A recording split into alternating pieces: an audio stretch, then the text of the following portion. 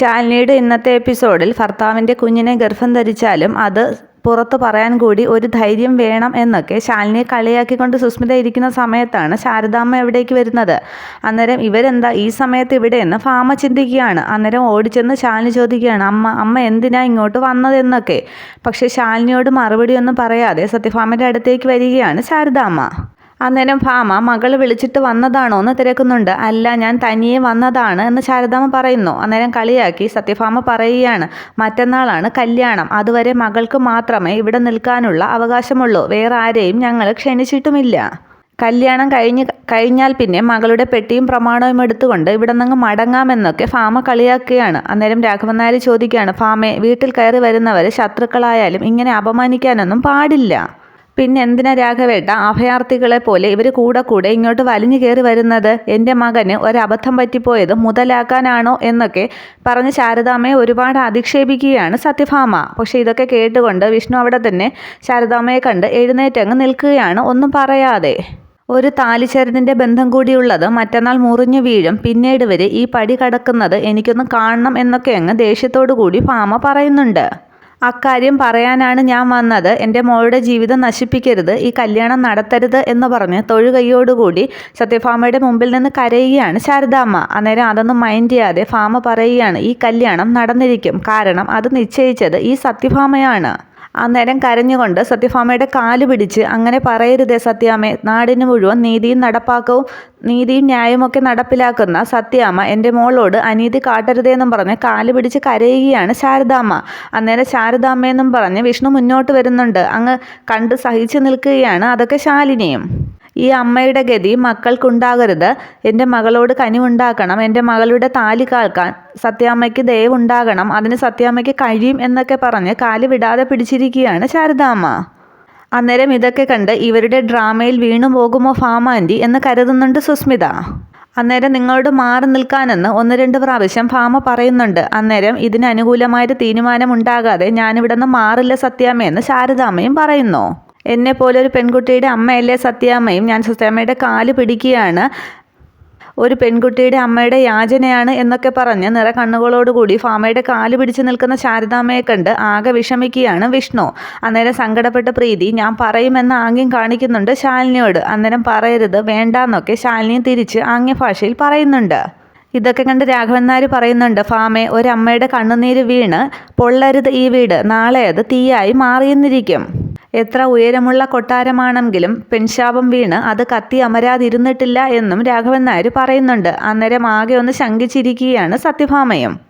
അതൊക്കെ കേട്ട് ഭാമാൻറ്റി എന്താണ് ആലോചിക്കുന്നത്, കൃത്യസമയത്ത് അയാളുടെ ഒരു പഞ്ച് ഡയലോഗും എന്നൊക്കെ അങ്ങ് ചിന്തിച്ച് രാഘവൻ നായരെ നോക്കി ദേഷ്യം കാണിക്കുകയാണ് സുസ്മിത. കുറേ ആലോചിച്ച ശേഷം സത്യഭാമ കസേരയിൽ നിന്നും എഴുന്നേൽക്കുകയാണ്. പക്ഷെ ശാരദാമ്മ കാൽക്കൽ തന്നെ ഇരിക്കുകയാണ്. തുടർന്ന് എഴുന്നേൽക്കാനാണ് പറഞ്ഞത് എന്ന് പറയുമ്പോൾ ശാരദാമ്മ നിവരുന്നുണ്ട്. നിങ്ങളുടെ മകളെപ്പോലെ ഒരു പെൺകുട്ടിയുടെ അമ്മ തന്നെയാണ് ഈ ഞാനും, ഇവളും വിവാഹിതയാണ്. പക്ഷേ നിങ്ങളുടെ മകളെ തൊട്ടിട്ടില്ല എന്നും പറഞ്ഞ് മുറിയിൽ കർപ്പൂരം കത്തിച്ചു വെച്ച് സത്യം ചെയ്തവനാണ് ഇവൻ എന്ന് വിഷ്ണുവിനെ നോക്കി ഭാമ പറയുന്നു. പിന്നെ 1 വർഷമായി ഭർത്താവുമായി അകന്ന് കഴിയുന്ന ഇവളുടെ വയറ്റിൽ ഒരു കുഞ്ഞുണ്ടെന്ന് പറഞ്ഞാലും സത്യഭാമ ഇതേ ചെയ്യൂന്ന് പ്രീതിയെ നോക്കി ഭാമ പറയുന്നു. അമ്മയും മകളും എന്നുള്ള ബന്ധം സത്യഭാമ അങ്ങ് മറക്കും, ആ ബന്ധമങ്ങ് മുറിക്കും എന്ന് ഭാമ പറയുമ്പോൾ ആകെ അങ്ങ് ടെൻഷനാവുകയാണ് പ്രീതിയും ശാലിനിയും രാഘവൻ നായരുമൊക്കെ.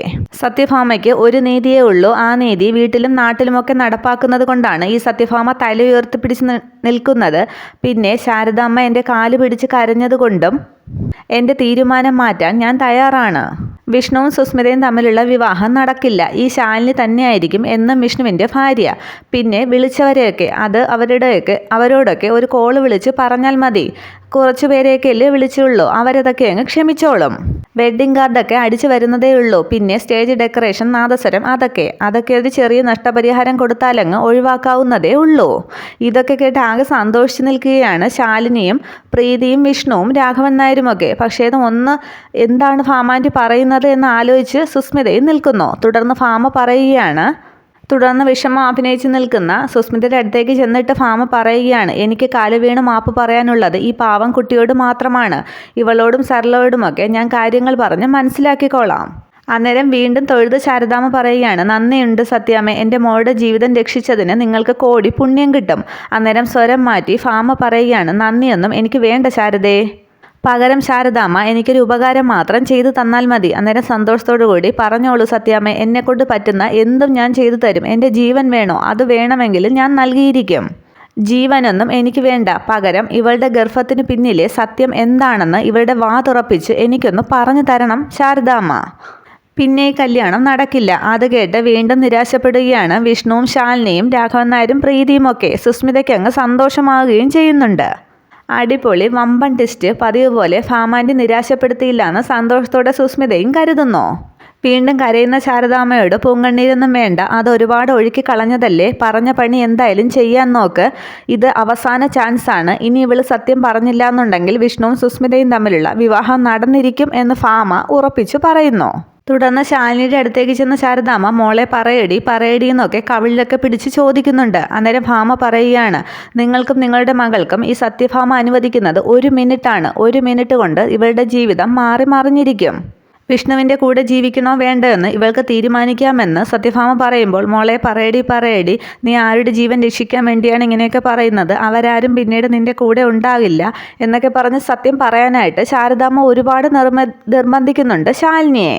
അന്നേരം സമയം നോക്കിയിട്ട് സത്യഭാമ പറയുകയാണ്, നിർത്ത്, അനുവദിച്ച സമയം കഴിഞ്ഞു, നിങ്ങൾക്ക് പോകാം. അന്നേരം ശാലിനിയുടെ അവസ്ഥ ആകെ വിഷമിച്ച് നിൽക്കുകയാണ് വിഷ്ണു. ശാലിനിയാണെങ്കിൽ ഒരക്ഷരം മിണ്ടാതെ കരഞ്ഞു തന്നെ ശാരദാമ്മയുടെ മുമ്പിൽ അങ്ങനെ നിൽക്കുകയാണ്.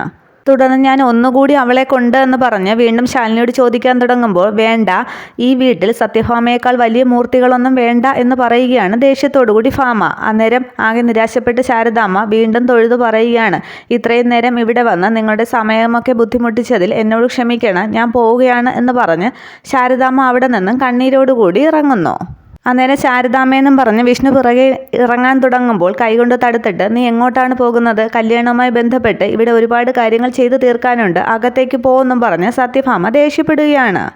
അവരിനി നിനക്കാരുമല്ല, എപ്പോഴോ ഭക്ഷണം വിളമ്പി തന്ന ഒരു ചായക്കടക്കാരി മാത്രമെന്ന് പറഞ്ഞിട്ട് പോയി ഇരിക്കടാന്ന് പറയുകയാണ്. സുസ്മിതയുടെ അടുത്തേക്ക് വിഷ്ണുവിനോട് പോയിരിക്കാൻ സത്യഭാമ പറയുന്നു. അതേസമയം കുടുംബശ്രീ വീട്ടിൽ ചായ കൊണ്ട് ഗോപാലകൃഷ്ണന് ചായ കൊടുത്ത ശേഷം അച്ഛനെന്താ ആലോചിക്കുന്നതെന്ന് ചോദിക്കുകയാണ് ശ്യാമ. അന്നേരം ഗോപാലകൃഷ്ണൻ പറയുകയാണ്, വിഷ്ണുവും സുസ്മിതയുമായിട്ടുള്ള കല്യാണം നടത്തരുത് എന്ന് പറഞ്ഞ് സത്യഭാമയുടെ വീട്ടിലേക്ക് പോകേണ്ടിയിരുന്നത് ഞാനായിരുന്നു. അതായിരുന്നു ഒരച്ഛൻ്റെ കടമ. പക്ഷേ അതൊക്കെ എനിക്ക് നോക്കി നിൽക്കാനേ കഴിയുന്നുള്ളൂ. അതൊന്നും സാരമില്ല, അമ്മയ്ക്കിപ്പോൾ അതൊക്കെ ശീലമായി. അച്ഛൻ ചായ കുടിക്ക്, ഞാൻ കുളിക്കാനുള്ള വെള്ളം കുളിമുറിയിലേക്ക് ചൂടാക്കി വയ്ക്കാം എന്ന് പറഞ്ഞ് ശ്യാമ അവിടെ നിന്നും പോവുകയാണ്. അതേസമയമാണ് കൃഷ്ണൻകുട്ടി അമ്മാവനും വിജയലക്ഷ്മിയും കൂടി കാറിൽ ശാരികയും കൂട്ടി അവിടേക്ക് വരുന്നത്. ശ്യാമ ഇറങ്ങി ചെല്ലുമ്പോൾ ശാരദാമ്മ എവിടെയെന്ന് ചോദിക്കുന്നുണ്ട്. അമ്മ പുറത്തു പോയതാണെന്ന് പറയുമ്പോൾ, എവിടെ പോയതാണെങ്കിലും ഫോൺ വിളിച്ച് ഇവിടെ വരുത്തണം, ഈ പഠിക്കൽ അവരുണ്ടാകണം ഇപ്പോഴെന്നും പറഞ്ഞ് ദേഷ്യപ്പെടുകയാണ് വിജയലക്ഷ്മി. അന്നേരം ഇത് നമ്മുടെ വിജയലക്ഷ്മി ആണല്ലോ എന്നും പറഞ്ഞ് ജനലിൽ കൂടി ഗോപാലകൃഷ്ണൻ നോക്കി നിൽക്കുമ്പോഴാണ് ഓട്ടോയിൽ അവിടേക്ക് ശാരദാമ്മ എത്തുന്നത്. ശാരദാമ്മയെ കണ്ട് എത്തിയല്ലോ കെട്ടില്ലമ്മ എന്ന് പറയുകയാണ് വിജയലക്ഷ്മി. അന്നേരം സന്തോഷത്തോടു കൂടി ഓട്ടോയിൽ നിന്ന് ഇറങ്ങി, നിങ്ങൾ എപ്പോൾ എത്തി വിജയലക്ഷ്മി എന്ന് ചോദിക്കുകയാണ് ശാരദാമ്മ. അന്നേരം എത്തിയ കഥയൊക്കെ പിന്നീട് പറയാം. പിന്നെ എൻ്റെ വീട്ടിലേക്ക് ചില പാഴ്വസ്തുക്കളൊക്കെ കെട്ടിപ്പൊതിഞ്ഞ് വിട്ടല്ലോ, അത് തിരികെ കൊണ്ടുവരാനാണ് ഞാൻ ഇവിടത്തേക്ക് വന്നത്.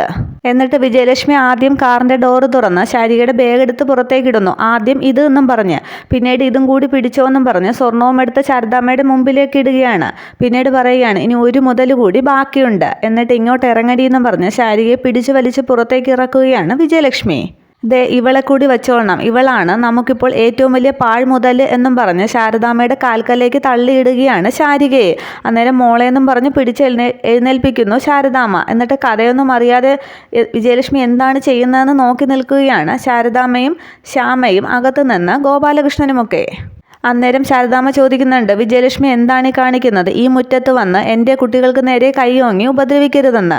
അന്നേരം വിജയലക്ഷ്മി പറയുന്നുണ്ട്, ഉപദ്രവിക്കും, നിങ്ങൾ കാണിച്ച തോന്നിയാസത്തിന് വെട്ടുകീറി അടുപ്പിൽ വെക്കുകയാണ് വേണ്ടത്. ഞാൻ എന്ത് ചെയ്തെന്നാണ് വിജയലക്ഷ്മി പറയുന്നത്? 30 പവൻ പൊന്നെന്ന് പറയുന്നത് ശാരദയ്ക്ക് എടുത്താൽ പൊങ്ങാത്തതായിരുന്നു. പക്ഷേ കുട്ടികൾ തമ്മിൽ ഇഷ്ടത്തിലായതുകൊണ്ടാണ് ഞാനതങ്ങ് സമ്മതിച്ചു തന്നത്. ആദ്യമൊക്കെ അത് കിട്ടുമോ എന്ന സംശയത്തിൽ നിങ്ങൾ എൻ്റെ കുട്ടിയെ ഒരുപാട് ഉപദ്രവിച്ചതാണ്. പിന്നീട് എനിക്കും എൻ്റെ കുട്ടികൾക്കും ആകെ ഉണ്ടായിരുന്ന കിടപ്പാടം തീരെഴുതിയിട്ടാണ് നിങ്ങൾ ചോദിച്ച 30 പവൻ നിങ്ങളിപ്പോൾ വലിച്ചെറിഞ്ഞതുമായ ആ 30 പവൻ നിങ്ങളുടെ വീട്ടിലേക്ക് ഞാൻ കൊണ്ടുവന്ന് തന്നത്. ഇനിയും നിങ്ങൾക്ക് എന്താണ് വേണ്ടതെന്ന് എനിക്ക് മനസ്സിലാകുന്നില്ല. എൻ്റെയും എൻ്റെ കുഞ്ഞുങ്ങളുടെയും ജീവനും കൂടിയാണ് വേണ്ടതെങ്കിൽ അതും കൂടി നിങ്ങൾ എടുത്തോന്ന് ശ്യാമയും ശാരികയും ചേർത്ത് പിടിച്ച് സങ്കടത്തോടെ പറയുകയാണ് ശാരദാമ്മ. നേരം അമ്മാവും പറയുകയാണ്, നിർത്ത് ശാരദാമ്മേ, നിങ്ങളുടെ പ്രസംഗം. 30 പവൻ നിങ്ങൾക്ക് എടുത്താൽ പൊങ്ങാത്തതായിരുന്നെങ്കിൽ അതങ്ങ് വിട്ടേക്കണമായിരുന്നു. രാജീവിന് ഞങ്ങൾ വേറെ പെണ്ണാലോചിച്ച് വച്ചിരുന്നതായിരുന്നു. അവനെ കോളേജ് ലെക്ചറാണ്. 30 അല്ല 300 പവനും അവന് കിട്ടുമായിരുന്നു. അതിനു പകരം ഇങ്ങനത്തെ മെനക്കെട്ട പരിപാടിയിൽ ഒതുങ്ങിപ്പോയി എൻ്റെ അനന്തരവൻ എന്ന് പറഞ്ഞ് ശാരിയെ നോക്കി പരിഹസിക്കുകയാണ് അമ്മാവൻ. ഇത് കേട്ട് അമ്മയെന്നും പറഞ്ഞ് കരഞ്ഞ ശാരിക ശാരദാമ്മയെ നോക്കി കരയുന്നുണ്ട്. ഇത്രയുമാണ് പുതിയ എപ്പിസോഡ്. Okay, thank you.